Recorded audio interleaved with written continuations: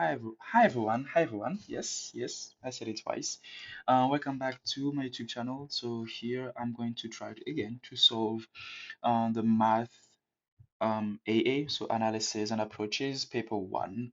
So this is the second question from the set. I'm going to be doing every single question and compiling them into one form. So if you want to do it, go ahead and because they seem to be long. So this is a question about functions. So given the function f of x, which is equal to x plus 2, and g of x is x squared minus k squared, where k is a real constant. So you have to be careful that it is a real constant, a real number. It's not something else. It has to be a real constant, so it exists. It's not like a square root of a negative number. So please, we have to be very careful with that. Now, first question, write down the expression of g of f of x. So g of f of x will just be easy.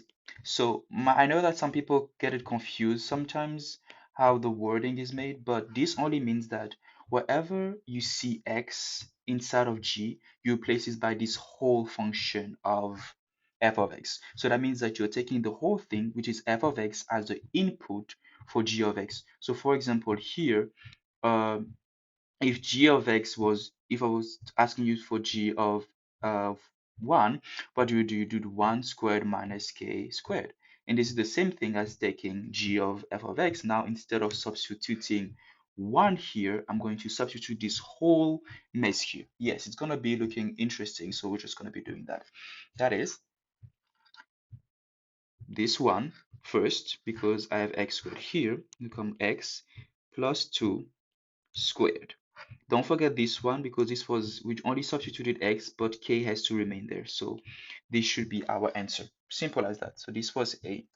Now they say, given that g of f of x is equal, g of f of 4, I guess, is equal to 11, find all positive values for k's. So this is going to be asking us just to do some basic algebraic manipulation. So we're going to use this formula that we already have here to actually solve the following question. So what we're going to have is, I'm going to just substitute 4 for x now because I know what x is. So I'm going to do 4 plus 2 squared minus k squared. So what does this tell me as well? This tells me that this whole, when when x is equal to 4, this whole answer should be equal to 11. So that's what I'm going to be doing there.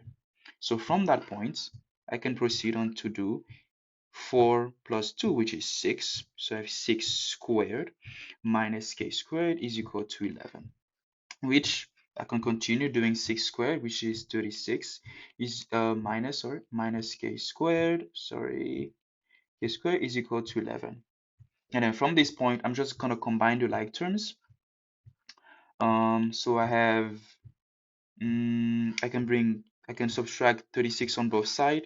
So I will have negative k squared is equal to 11 minus 36, which is negative 25, sorry. Oof, sorry. Negative 25, and I can divide the whole thing by a negative number because I don't want to work with the negatives. So end up having k squared is equal to 25. So if I want to find the k value, I would just have to take the square roots of 25 on both sides. So I have to take square root of k squared, which is just k, and then this on this side, instead of having, when I have square root of 25, instead of just having 5, actually, I'm going to have two values. I'm going to have both positive and negative 5. This is something that we all need to remember as you're proceeding in math. And that is because this is what I tell my tutees. Whenever I have 5 squared, I get 25. And whenever I have a negative 5 squared, this is the same as negative 5 times negative 5. And when you multiply two negative numbers, you get a positive result. So you end up having 25. So that's why we count both positive and negative 5 when we take the square root of that number of 25. And that's it for this video. I hope this helped a lot. Please leave any comment and feedback.